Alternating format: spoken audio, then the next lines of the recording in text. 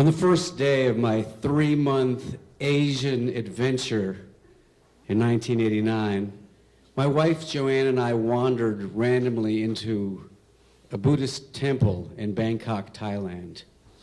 And on the floor of the temple there was a man praying. He appeared to be about 30. He was wearing a nice sports coat. He was a Thai man. And when he finished praying, he looked over at us and he smiled and he introduced himself in perfect English. Good afternoon. My name is Toon. My mother is a monk at this monastery. I am interested in practicing my English. Perhaps you would like to ride with me over to the marble temple. We could share the tuk-tuk fare.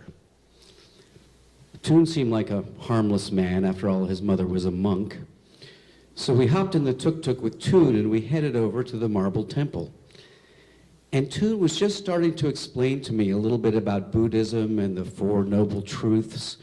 And I was excited about this, to hear about Buddhism from the son of a monk. But then the tuk-tuk stopped. And I looked out and we were not at the marble temple. We were in front of a store. And Toon said, I have to purchase a diamond engagement ring for my fiancée. Perhaps you'd like to come in too.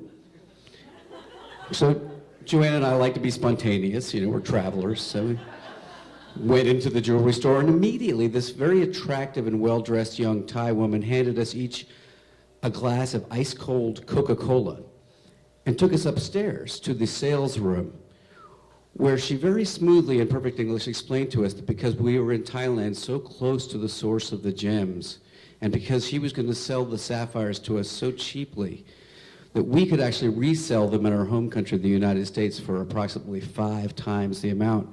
And many people did this and actually paid for their whole trip. The lady was very pretty and I liked her. She had a nice smile. I liked the way her voice sounded. I thought she was very nice to give us the Coca-Cola, which was delicious and refreshing. And I pretty much believed everything she said.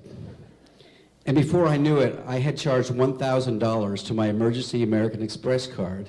And Joanne and I walked out of the gem shop with 4 beautiful 2-carat cut sapphires at $125 a carat.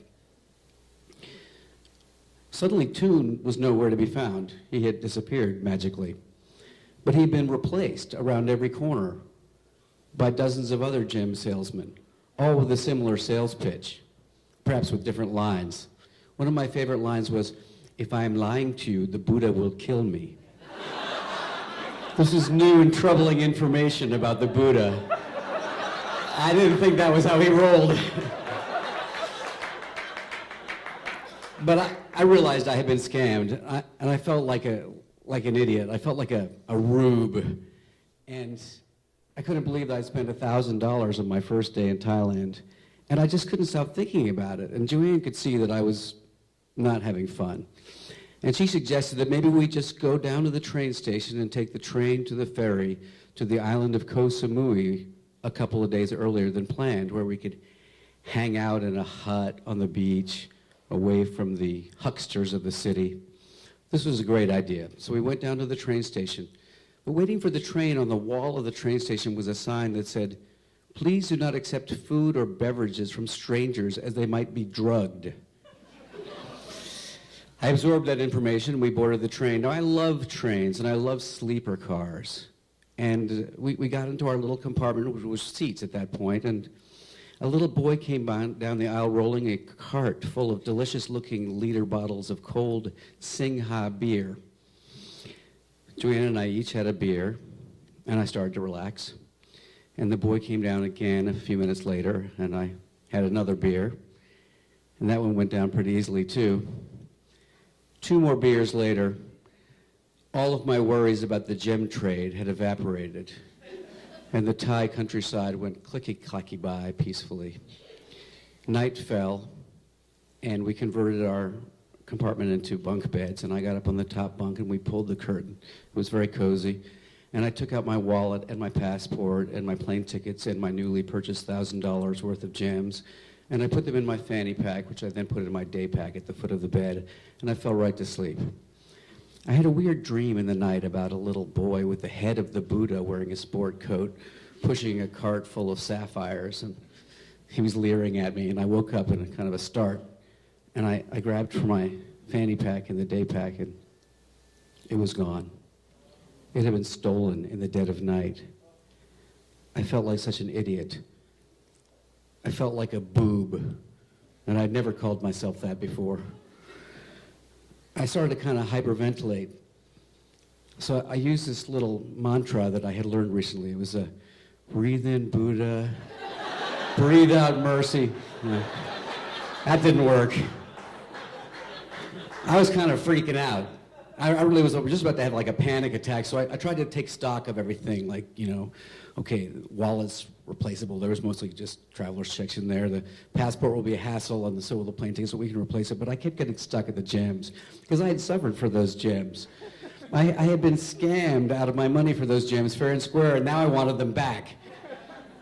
And I was mad, and I pulled the curtain open, and I hung upside down to Joanne and woke her up, and I said, Joanne, fanny pack, wallet, gems, yeah! I couldn't even talk. Joanne was not angry, and she was not panicky. Even though she's Irish Catholic, she must have had a bit of the Buddha in her.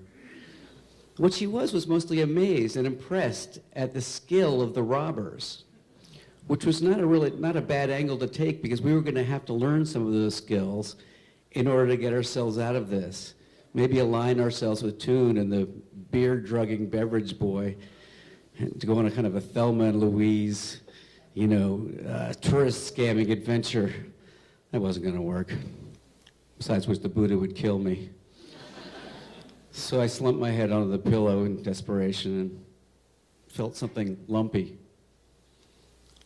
I reached my hand into the pillowcase, and it was my fanny pack, which I had stashed there in groggy paranoia in the middle of the night. It was amazing. I opened it up, everything was there. I took the gems out of the box and I looked at them. They were beautiful. I had never been so happy to have something that only hours prior I had been so disappointed to have. I felt like the whole trip had turned into some kind of Zen koan, trying to edge me closer to enlightenment. The trip passed spectacularly. And when we got home, I went to the jeweler and I got the gems appraised, and of course I had paid more for them than they were worth.